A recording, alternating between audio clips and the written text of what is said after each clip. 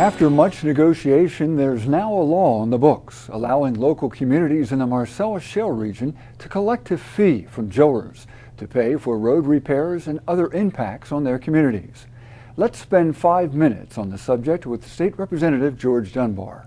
Representative Dunbar, this legislation has passed. However, you voted against it. Can you talk about the bill and why you opposed it? Yeah, Tom. To start with, the bill gives the drilling industry a tax that they'll have to pay on the gas as they're taking it out of the ground.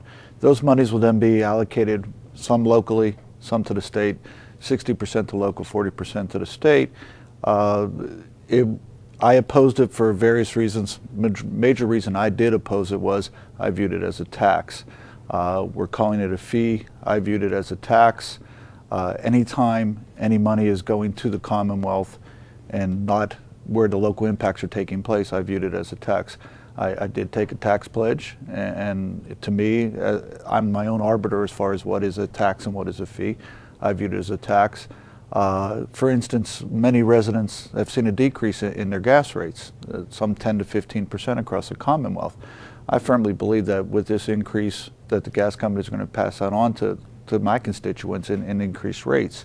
And if I would ask my constituents, would they like to pay higher rates to fund different statewide programs and statewide initiatives? The answer would be a resounding no.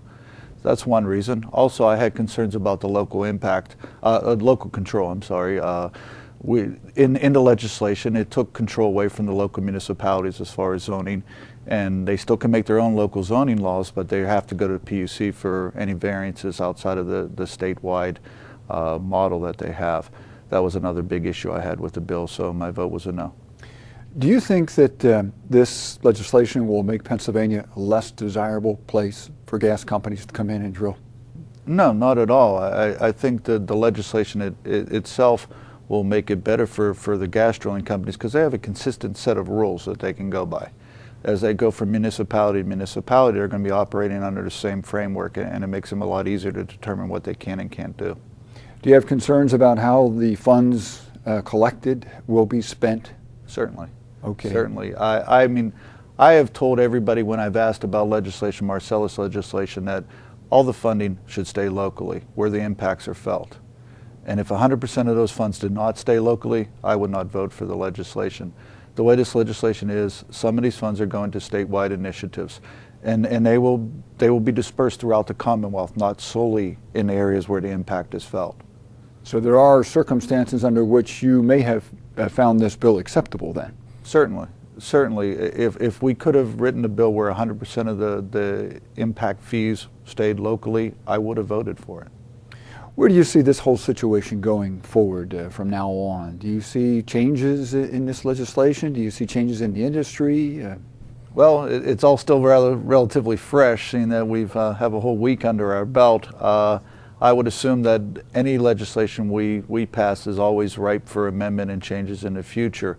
Depending upon how the industry grows, we may be revisiting it and changing it, maybe changing the fee structure, or maybe also changing how the local ordinances are written. So that's yet to be determined. I would seriously expect it will always be something that we'll be debating again and again.